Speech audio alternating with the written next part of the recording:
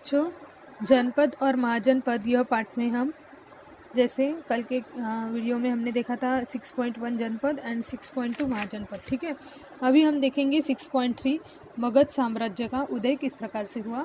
तो बिंबिसार के बेटे अजातशत्रु ने मगध का विस्तार करने की नीति अपनाई थी। उसने पूर्व के अनेक गणराज्यों को जीत लिया था। जो पूर्व का प्रदेश है, यहाँ के अनेक गणराज्यों को उसने जीता था। अजातशत्रु के कार्यकाल में मगध संपन्न हुआ था और उसने बौद्ध धर्म का स्वीकार भी किया था। गौतम बुद्ध ने महापरिनिर्वाण के बाद अजातशत्रु के शासनकाल में राजगृह नामक स्थान पर बौद्ध धर्म की प्रथम संगीति अर्थात परिषद हुई थी। जैसे गौतम बुद्ध के महापरिनिर्वाण के बाद, मतलब उन्होंने जैसे महापरिनिर्वाण किया है, तो उसके बाद अजातशत्रु के शासनकाल में राजगृह नामक स्थान पर बौद्ध धर्म की प्रथम संगीति अर्थात परिषद संपन्न हुई थी। ठीक है, यहाँ पे आपको अजातशत्रु के शिल्प कुछ नज़र आ रहे हैं। देखिए थोड़ा, पेज नंबर 28 है। ये जो है ये पूरे पत्थर से उकेरे हुए शिल्प रहते थे पहले के ज़माने में।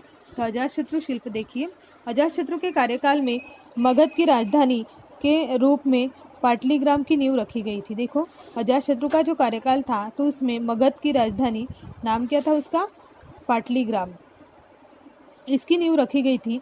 यही पाटलीग्राम कालांतर में पाटलिपुत्र के नाम से विख्यात हुआ है और पाटलिपुत्र वर्तमान पटना शहर के परिसर में होना चाहिए। ये जो पाटलिपुत्र शहर है, पाटलिपुत्र जो ग्राम है, तो ये पटना शहर के आसपास ही होना चाहिए। अजातशत्रु के पश्चात मगध के कई राजा हुए, उनमें शिशुनाग विख्यात राजा था। अजातशत्रु जो राजा था, इसके पश्चात मगध में कई राजाओं ने राज्य कारभार संभाला। उनमें शिशुनाग यह विख्यात राजा था। उसने अवंती, कौशल और वत्स राज्यों को मगध से जोड़ा। उत्तर भारत का लगभग संपूर्ण प्रदेश मगध के नियंत्रण में आ गया और इस प्रकार मगध साम्राज्य अस्तित्व में आ गया।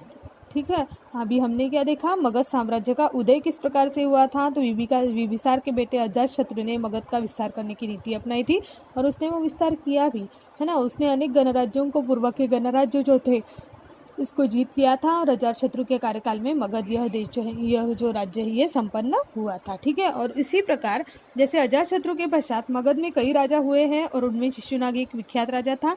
उसने अवंती, कौशल और वत्स राज्यों को मगध से जोड़ दिया। उत्तर भारत का लगभग संपूर्ण प्रदेश जो है वो मगध के नियंत्रण में आ गया था, अंडर या कंट्रोलिंग में आ गया था और इस प्रकार मगध साम्राज्य अस्तित्व में आ गया था। अभी हम देखेंगे लास्ट पॉइंट, मगध साम्राज्य के नंद राजा। ठीक है, तो ईसा पूर्व 364 से लेके 324 के कालखंड में मगध साम्राज्य की गद्दी पर नंद राजा सत्तासीन हुए थे। नंद राजाओं ने विशाल साम्राज्य के लिए जिस शासन व्यवस्था की आवश्यकता होती है, उस शासन व्यवस्था की स्थापना भी की थी। उनके पास थल सेना, अश्वसेना, रथ सेना और गज सेना, इस प्रकार चतुरंगिनी सेना थी। क्या क्या था उनके पास? अश्वसेना, रथ सेना, गज सेना, इस प्रकार की चतुरंगिनी सेना थी और उन्होंने मापतोल की प्रमाणित प्रणाली प्रारंभ की थी। नंद वंश का अंतिम राजा कौन था? तो धनानंद यह राजा था। उसके समय तक मगध साम्राज्य का विस्तार जो है वो पश्चिम में बंगाल तक हुआ था। धनानंद के कार्यकाल में महत्वाकांक्षी युवक चंद्रगुप्त मौर्य के बारे में हमने इसके पहले वाले पार्ट में भी जानकारी ली है और आगे आप जैसे 7th 8th क्लास में जाओगे तो आपको ये जो राजा है तो उसके बारे में, चंद्रगुप्त मौर्य के बारे में आपको और अधिक जानकारी वहाँ पे मिलेगी। तो धनानंद के कार्यकाल में महत्वाकांक्षी युवक चंद्रगुप्त मौर्य ने पाटलिपुत्र को जीत लिया था और नंद राजवंश का अंत जो है वो करके मौर्य साम्राज्य की उसने स्थापना की थी। किसने स्थापना की थी? चंद्रगुप्त मौर्य ने। अगले पार्ट में हम मौर्य साम्राज्य के उदित कालखंड में उन विदेशी आक्रमणों की जानकारी प्राप्त करेंगे जो भारत के पश्चिमी और पश्चिमोत्तर क्षेत्रों पर हुए थे। देखो, अगले पार्ट में हम क्या क्या देखेंगे। तो मौर्य साम्राज्य के उदित कालखंड में उन विदेशी आक्रमणों की जानकारी हम प्राप्त करेंगे जो भारत के पश्चिमी और पश्चिमोत्तर क्षेत्र में हुए हैं। साथ ही मौर्य साम्राज्य की विस्तृत जानकारी भी हम अगले पार्ट में प्राप्त करेंगे। ठीक है, 16 महाजनपदों के प्राचीन और आधुनिक नाम देखो। काशी मतलब काशी को बनारस कहते हैं, कौशल मतलब लखनऊ, मल्ल मतलब गोरखपुर, वत्स मतलब इलाहाबाद, चेदी मतलब कानपुर, कुरु मतलब दिल्ली, पांचाल रुहेलखंड, मत्स्य मतलब जयपुर, शूरसेन मतलब मथुरा, अश्मक मतलब औरंगाबाद महाराष्ट्र, अवंती मतलब उज्जैन, अंग मतलब चंपा पूर्व बिहार, मगध मतलब दक्षिण बिहार और वज्जी मतलब वंजी मतलब उत्तर बिहार,